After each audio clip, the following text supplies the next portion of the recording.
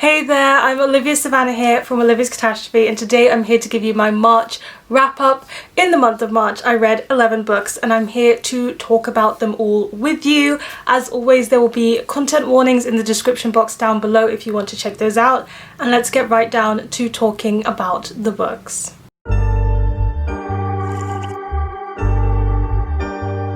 So this month I read a lot of young adult contemporary and a lot of high fantasy, which are genres I like but don't often pick up as much as I did this month, so I'm excited to talk about some of those books.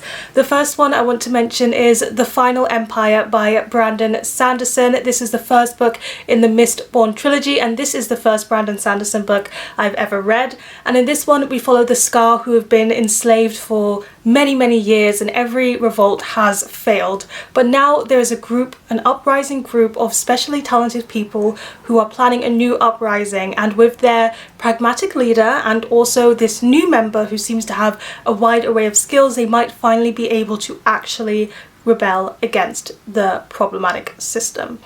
So I think that's the best way I can describe this book, but this book actually surprised me. I don't know why I was nervous about liking it as much as everybody else, but I did really enjoy it. I don't think this book doesn't have problems, but overall it was a very fun ride, and I think some of the problems that I have with it are personal, because this is a very plot driven book and I'm very much a character driven reader, and I don't really read that many plot-driven books anymore. I feel like you get more character-driven than plot-driven these days, so it kind of shocked me for starters.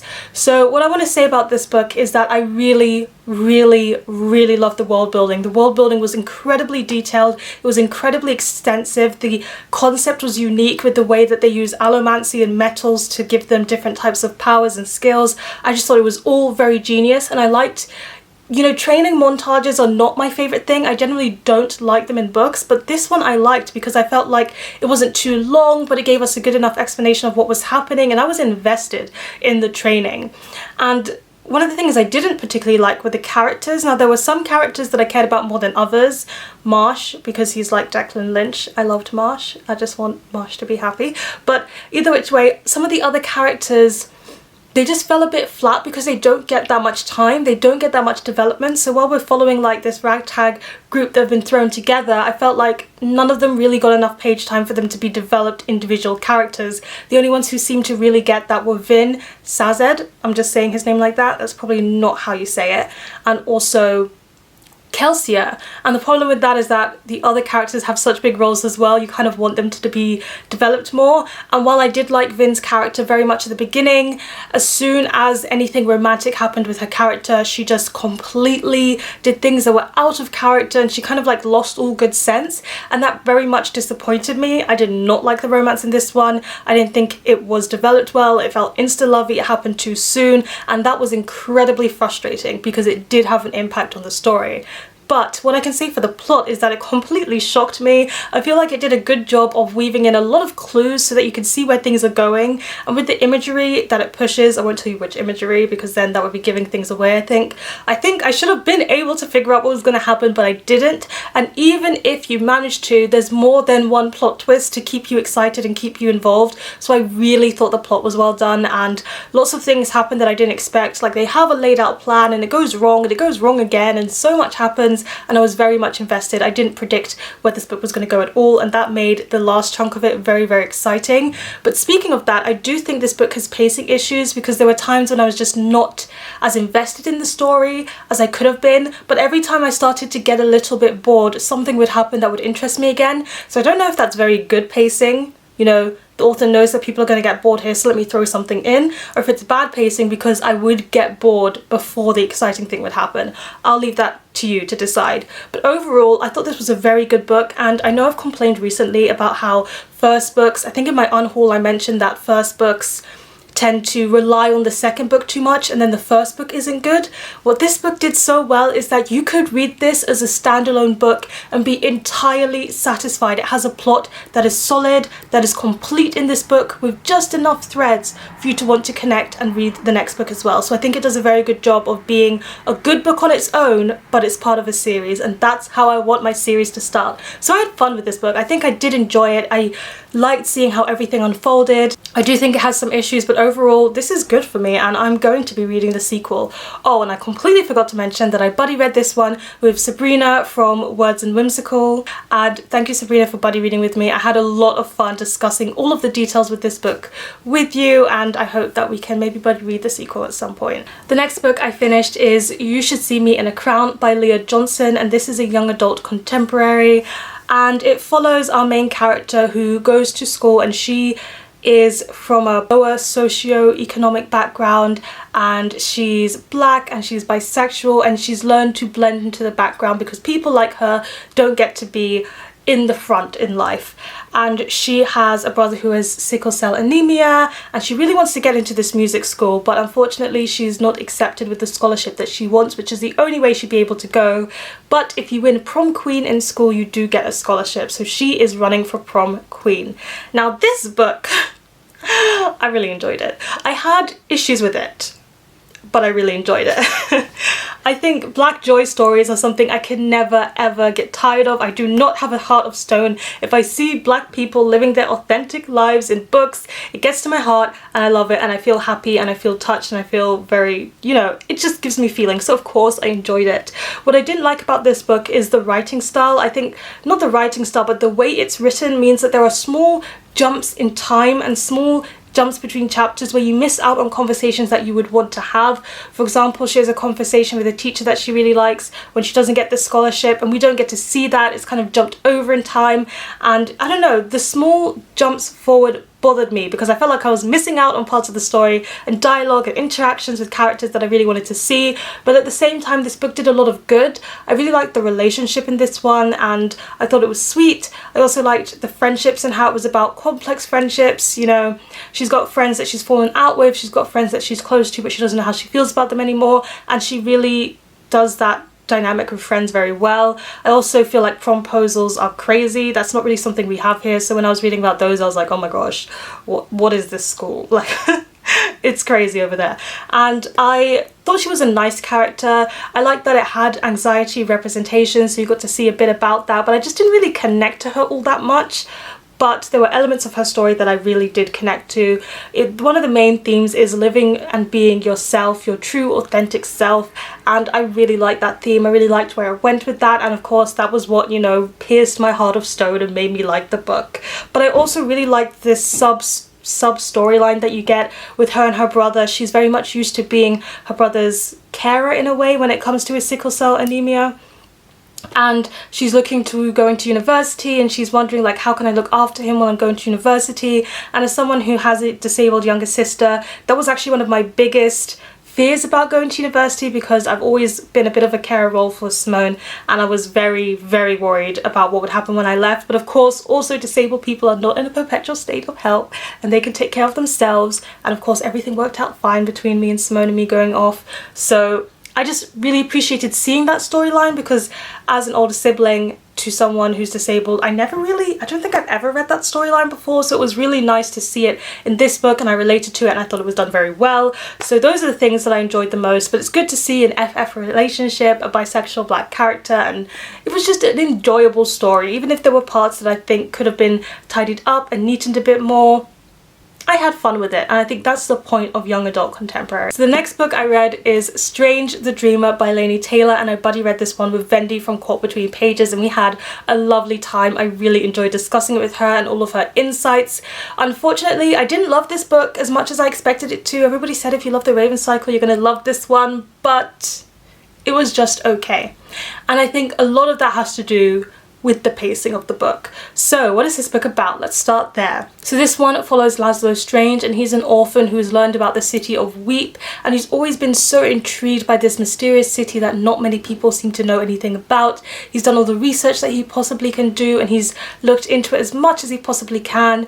And when people from Whye arrive at his town and there's an opportunity to go to Whye and help the people with an issue that they have, he of course jumps at the chance to learn more about this magical, mysterious city and see about it for himself. I think that's all I can say in the synopsis, and it's definitely a magical story. But the issue with this one is that it's very, very slow paced. Like the first half of this book, I have to admit, almost nothing happens. Like, it's setting up things for later, I understand that, but it is very, very slow.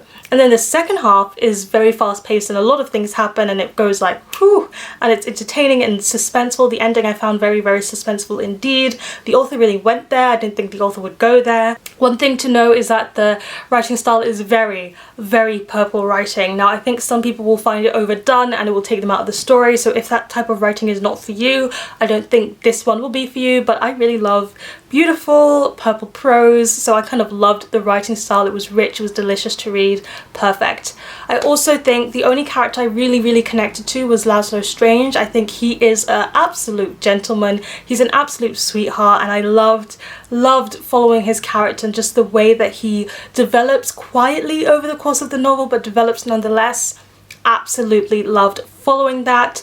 Of course, we also have Sarai and Sarai's siblings, but I felt like the siblings were quite underdeveloped. They don't get as much time as I feel like they would need to for me to really care about them, and while I liked Sarai, I just didn't love her, but that's personal preference. I also really liked the thematic discussion in this one. It's really challenging the concept of a hero and what a hero looks like and what a hero is and what a hero has to do. Does that make them heroic? And it really delves into the concept of good and bad, like what makes a person a bad person, what makes a person a villain, what makes a person a hero, and is there complications in between? And it's also dealing a lot with trauma. This whole city and all the people in it carry a lot of trauma, and this trauma, they react to it in different ways and it drives them to do different things, and I think the way that this book looks at all of those things is done incredibly well. So I love the writing, I love the thematic discussion, and I love Laszlo, but I do think the pacing could have been improved, and I did not really like the romance. I think the romance moved entirely too fast. It felt very insta-lovey and it kind of took over the story for a little bit, and I understand why it took over the story, but it doesn't mean I like it, because I like romance books, but I don't like when romance is so prominent in a fantasy book that has a different plot.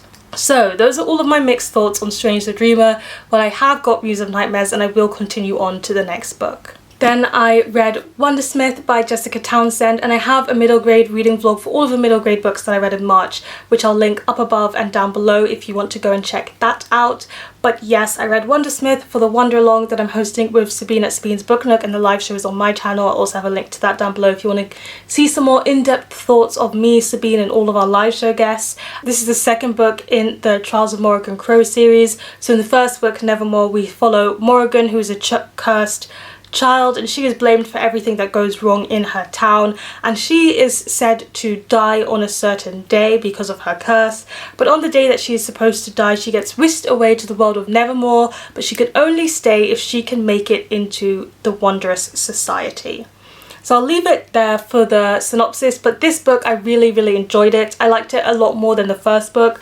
I think it took everything that I complained about when I was reading the first book and improved it. The world building felt more grounded and described, and it also brought in some of the darker sides to this whimsical world that we discovered in the first book. So we get to see that not everything is as perfect as it appears, and that there are problems that people need to face in this one, but it also still keeps some of the magical happiness that the first book has as well. And I liked how those two things were balanced. I liked how the secondary characters got more development, and while I wanted to focus on particular ones, I understand why we focused on others a bit more per se. I'm trying to keep it pretty vague because this is the second book in a series, but I do enjoy this series now and I would recommend it. The next book I have here is Empire of Gold by S.A. Chakraborty, and this is the third and final book in the Day of a Bad trilogy.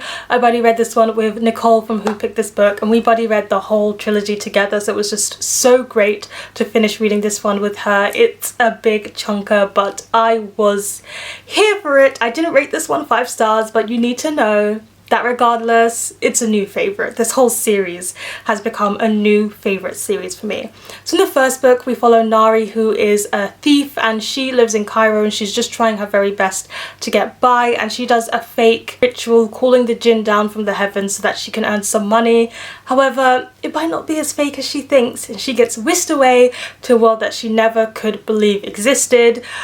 Boy, does the story have a lot more in store for you than what that synopsis gives you, but I don't want to give anything away.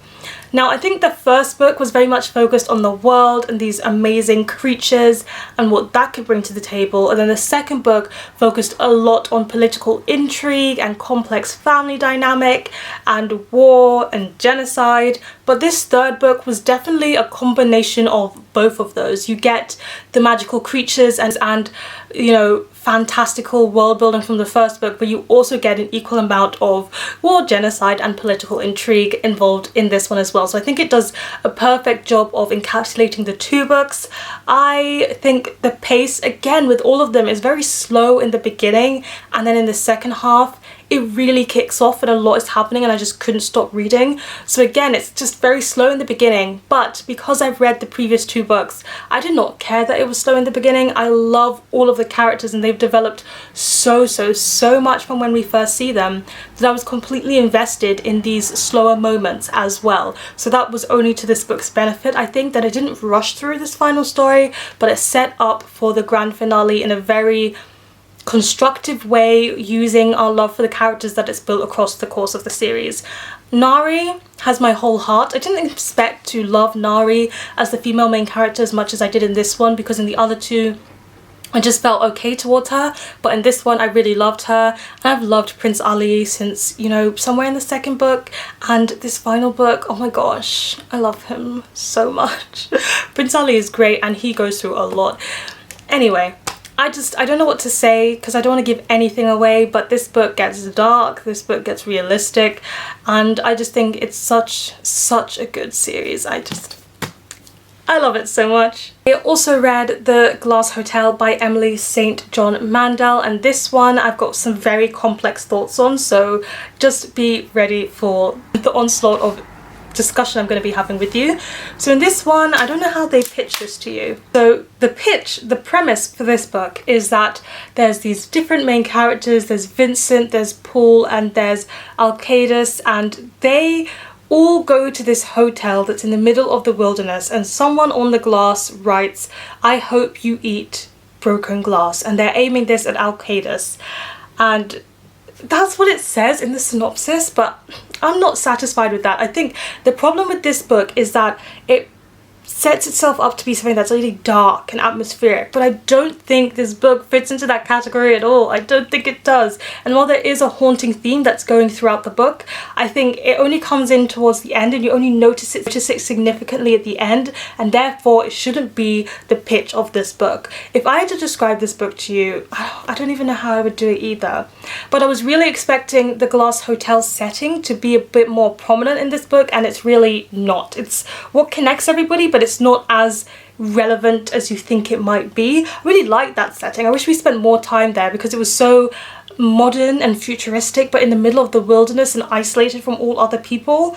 That sounds creepy, and that sounds like it could be a really interesting place to set this story, but really it's mostly a character-driven story. You just follow these three different characters throughout their life, the choices that they make, and really what this plot is focused on is themes of class, themes of economy, and themes of consequences, I would say. And it focuses on those three things, and I think those three things only become important in part 3 of this book. So I'd say around halfway, or maybe around around the 2/3 mark, those three things become relevant and important, and you can see what this book is trying to do.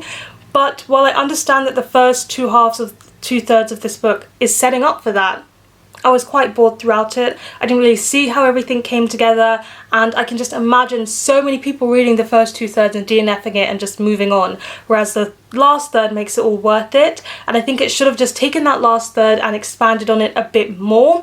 I think rather than setting the moment of the last third as a big plot twist that was, you know, hinted at all the way through this book, it's not that kind of plot twist, and you need to set it up for it not being that kind of plot twist. Having slow reveals throughout the story with like slow reveals of elements of that plot, and then it just comes together in the middle or something, that could have worked a lot better than having it suddenly jump out and the whole story take a completely new direction. So I think the setup for this book doesn't work, and therefore the promotion of this book can't really work because the setup can't match what happens in the beginning. It's quite complicated, but I have to say the last third was fantastic. I was so interested in what was revealed affected all of the characters. I think it focused on some characters more than others that I would rather have focused on the opposite side. That doesn't make much sense if you haven't read it, but I can't explain it better than that. So I wanted to focus on a few different characters, and I really wanted to dig into the consequences of what happened a lot more, and I wanted that haunting theme to be more prevalent in the book, but because of the way it chose to do the beginning, it kind of falls a bit flat. So I have mixed thoughts on this. I liked it, but I didn't love it, and I could see the ways in which the story could change for me to love it. Also, people ask me if I've read Station 11 when I talk about this book, and I haven't. This is my first Emily St. John Mandel book, but I think I would still be interested in reading Station 11 to see if she configures the story a little bit better to bring across her thematic elements better. I didn't do very well on my booktubers chose my TBR, and we've talked about this in my currently reading update, but I did read two of the books, the young adult contemporary ones. So the first one I read is Date Me Bryson Keller by Kevin von Whye, and I buddy read this one with Shah, and Shah was also the one who chose it for me. She's from the channel Thoroughly Enjoyed Books, and in this one we follow our main character Kai, and in this school there is a dare that goes around that at the beginning of the week a girl can shout, "Date me Bryson Keller," and Bryson Keller has to date that girl throughout the rest of the week. That is part of the dare, but the rules never specifically say that it has to be a girl. So Kai says, "Date me Bryson Keller," and that's where this book kicks off. Now, I struggled with the writing style in the beginning. I feel like this one leans a lot into tell versus show, and I wanted more show rather than tell, but it still got me. I still really liked it. It was just so cute. I have to say, the romantic relationship in this one, as it develops and as the two characters, Bryson and Kai, you know, navigate their sexuality together and just grow and go through life together. It's a very short period of time, but they still go through so much together. I fell hard for them. I thought they were really cute, and I just was so, the story was just so sweet that I had to keep reading, and I just enjoyed it, and it was fun, and I liked the two characters together, and I liked how the characters developed. So even though the writing style wasn't for me, and I wish it was more show versus tell, I still really enjoyed this book. I do think it does a very good job with some of the discussions, but it doesn't do as good of a job as some of the others. So for example, Kai is South African American, I believe, and I don't think the race discussions were done very well. I think any discussions on race in this book were quite superficial and surface level, and I was just like, I don't really care about them. I don't think they do that very well. However, all of the discussions on coming out and sexuality and discovering your sexuality were done, I believe, incredibly well. I can't speak on this as a non-own voices reviewer for this, but I thought it was done very well, and I thought that was really done well. I also liked Bryson's discussions on divorce and family dynamic. I think that was again another one that was done well. So I think even though it spreads out on what it's trying to talk about, it does some elements better than others, but overall really liked the character development and really liked the sweetness of this story. It was just good fun. And that's all I really asked for young adult contemporaries. Oh, and when I was reading this one, I was like, oh my goodness, uniforms are crazy. As someone who's never had to wear a uniform before, I think the whole concept is a bit ridiculous sometimes. Then I read Save the Date by Morgan Matson, and this one was chosen for me by Emma from Emma Tobias, and I really enjoyed this book as well. I thought it was quite nice. So this book is following our main character who's from a big family, and there's been some drama in this family. One of the family members hasn't been home in a very long time, but they all come home because her older sister is getting married, and it's a very rushed wedding. So of course loads of things start to go wrong, and it's just about the whole family being together again for the first time, all of the things going wrong, and the person that she's had a crush on for a very long time might also be present at the wedding. So this book is very, very, very predictable. You kind of see the trajectory of where the whole plot's going to go from the beginning, but I don't mind predictable stories sometimes when I think it's not really about the predictability, it's just about the character development and the journey. So if you don't like predictable contemporary stories, this one's not for you, but if you don't actually mind and you're just here for characters and fun, you'll be able to enjoy this one. I feel like, you know, where the romantic storyline was going, I could figure it out. It's a very good theme actually about romantic relationships and you know, being realistic in romantic relationships, and you see that in the main character's journey but also in somebody else's journey. So I appreciated that, even if, you know, I could definitely see where the romantic story was going to go and where the ending was going to go. I had a lot of fun. When there's a wedding in a book, I am a softie for it, so I had a lot of fun with the wedding, and especially this one being so chaotic and so many things going wrong. I was like, oh my gosh, oh no, every time. And I also love a big family dynamic because I am also from a fairly big family. You know, there's 6 of us in my close family, so I love seeing that family dynamic and how she interacted with all of her siblings. And I think this story actually took a surprising turn. I didn't expect the discussion on family dynamic that it brings to the table.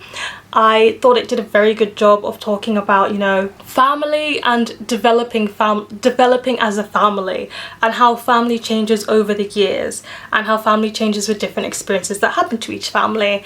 And I don't know, as someone who's gone through what this main character is going through in terms of the family discussion, I really related to it, and I really felt touched by seeing it in a book. And I feel like if I'd read this book when I was going to university and facing these questions and dilemmas about family and such, I think I would have really appreciated it even more. So I could see that for the young adult audience and how it could be very beneficial for them to read this one, so I appreciated that as well.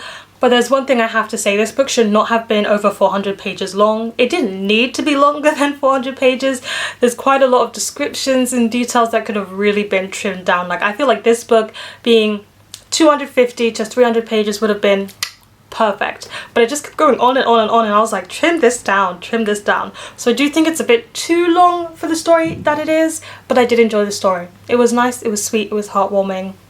I would read more by Morgan Matson. We're on to the last 2 books here. The next book I read was Romja by Radiya Hafiza, and this one is a middle grade retelling of the fairy tales, and it puts a Muslim twist on some of the stories, and it also puts a feminist twist on some of the stories, and I really had a lot of fun with this one. I read it in a single day. You can really fly through it, but what I really liked is how it changed the stories to have less girl on girl hate, for them to be pushing some different ideas on family, on protectiveness, on relating to your parents, and just friendship. Friendship was the key thing that was going here, more so than the romantic relationships that you usually get in fairy tales. So I really liked these unique twists. I found them to be a lot of fun. I liked the way that all of the fairy tales were connected into one story rather than it being, you know, a collection of fairy tales, and I would definitely read more from this author. So definitely a lot of fun. And then last but not least, I'm just going to briefly mention here that I reread Percy Jackson and the Lightning Thief by Riordan, which is the first book in the Percy Jackson series. Not even going to give a synopsis, as I've talked about this book so much this past month, but I had a lot of fun with this one, and it's definitely my favourite in the series, and I'm glad that I reread this series finally, because I was so curious to see if I would like it as much as I did when I was younger. And while that wasn't quite the case, I do think being an older than the age audience has an impact when it comes to reading this series as an adult. But it was still good fun. It was nice to be with Percy and the gang again, and the adventures in this one are enjoyable. And there you have it. Those are all the books that I read in the month of March. Please let me know in the comment section down below, have you read any of these books, or what was your favourite read last month? Please give this video a thumbs up if you enjoyed it. Hit the subscribe button if you want to see more, and don't forget to hit the notification bell to be updated every time I have a new video. And you know what they say, onwards and upwards. Excelsior!